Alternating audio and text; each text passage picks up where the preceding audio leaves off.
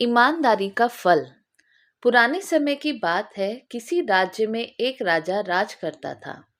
राजा का स्वभाव काफी अच्छा था और उसके राज्य की प्रजा भी राजा के कामकाज से खुश थी। राजा को केवल एक बात का ही सुख नहीं था और वो ये बात थी कि उसके कोई संतान नहीं थी।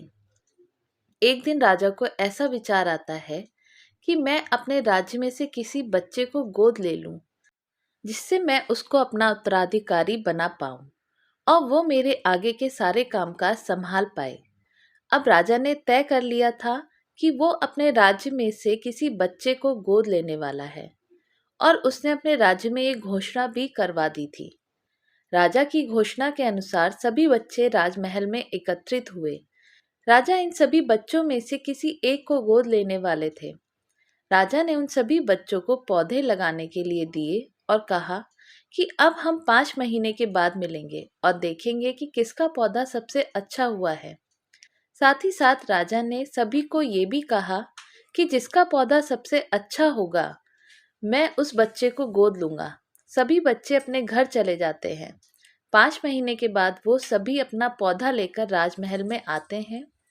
उन सभी बच्चों के गमलों में बीज फूटे हुए थे, लेकिन उन सभी बच्चों के बीच में सिर्फ एक ही बच्चा था जिसका गमला खाली था, यानी कि बीज अभी तक नहीं फूटे थे। वो बच्चा उन सभी के गमले देखकर डर जाता है और बहुत परेशान हो जाता है।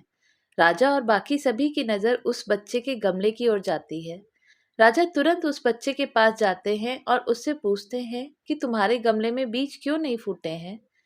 वो बच्चा कहता है कि मैंने हर रोज इसकी देखभाल की थी और मैं हर रोज पौधे को पानी भी देता था, लेकिन पता नहीं मेरे गमले में बीज क्यों नहीं फूटे। सभी बच्चों के गमले देखने के बाद राजा ने उस बच्चे को सभी के सामने बुलाया। वो बच्चा सहमा सा था। राजा ने उस बच्चे का गमला सभी को दिखाया और उसका गमला देखने के बाद बाकी सब बच्चे हंसने लगे। राजा ने कहा, सभी शांत हो जाओ। राजा के हुक्म से सभी शांत हो जाते हैं। उन सभी से वो कहते हैं कि आप सभी को इतना हंसने की ज़रूरत नहीं है, क्योंकि मैंने आप सभी को जो पौधा दिया था वो बंजर का था, यानी कि आप कितनी भी मेहनत कर लो लेकिन उसमें से कुछ नहीं निकलेगा। जिसका मतलब असली देखभाल ईमानदारी से करने वाला ये सिर्फ अकेला लड़का है। राजा उसकी ईमानदारी से बहुत ज़्यादा खुश थे और उन्होंने ये भी देखा कि उसका गमला खाली था, फिर भी वो बच्चा हिम्मत करके राजमहल तक आया। राजा ने उस बच्चे को गोद ले लिया और साथ में ही राज्य का उत्तराधिकारी भी बना दिया। उस बच्चे को अपनी ईमानदारी का फल मिलता है। वो बहुत ज़्यादा खुश हो गया। तो दोस्तों, ईमानदारी का होना बहुत ज़रूरी होता है।